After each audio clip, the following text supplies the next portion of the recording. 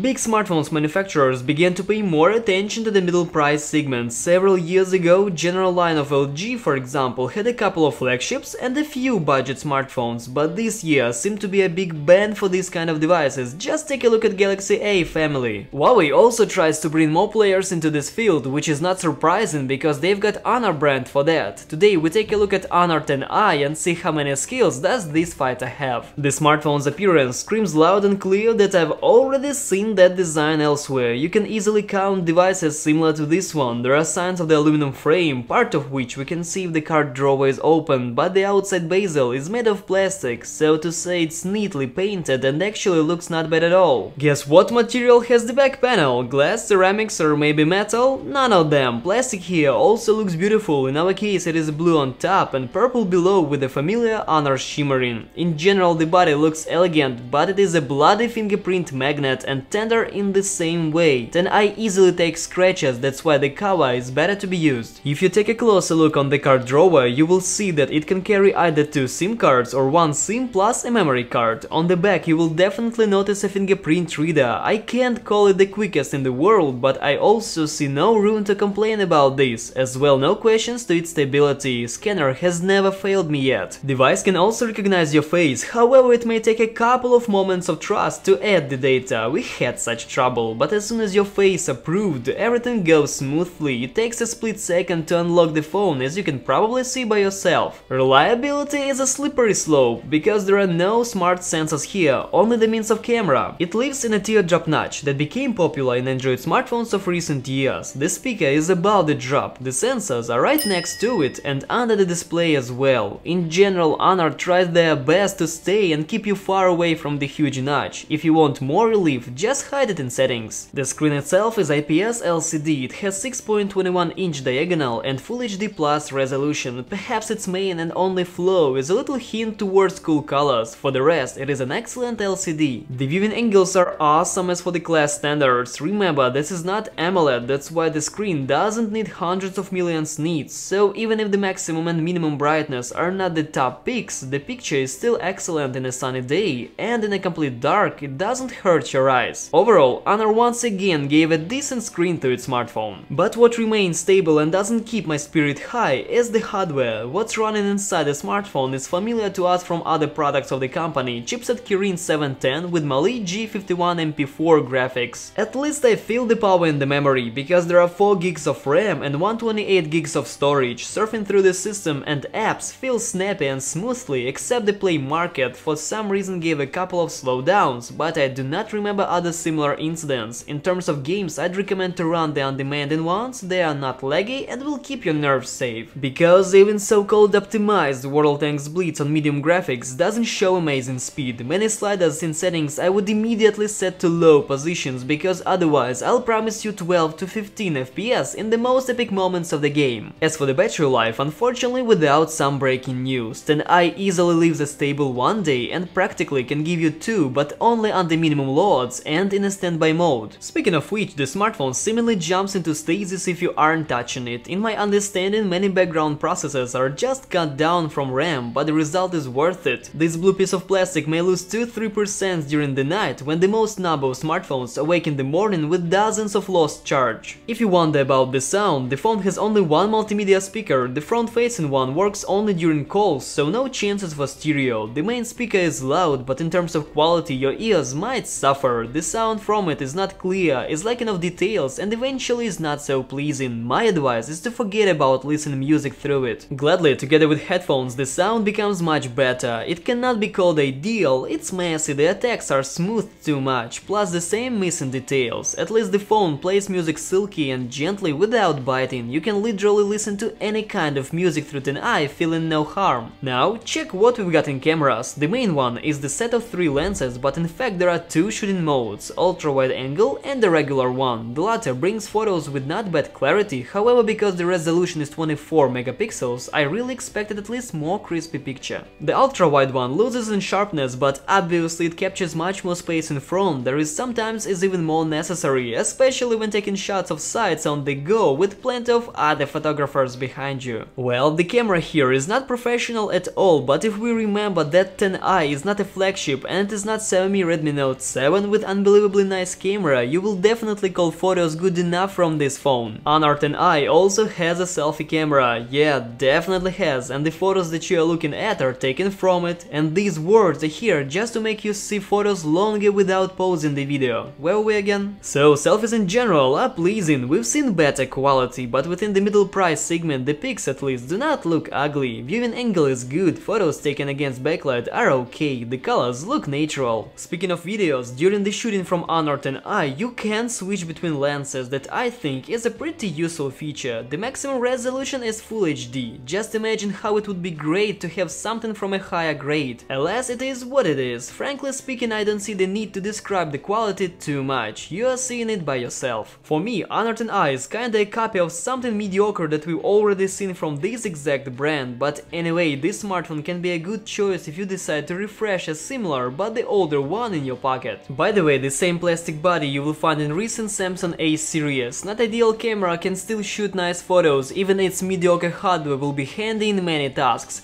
I wanna say that if you put Honor on the same level with Samsung Galaxy, X won't be a disappointing choice. In the description box below you will find the links where you can buy this guy, and if you like this video, hit the like button and also subscribe and ring the bell to stay tuned for more cool content. My thanks for watching and cheers!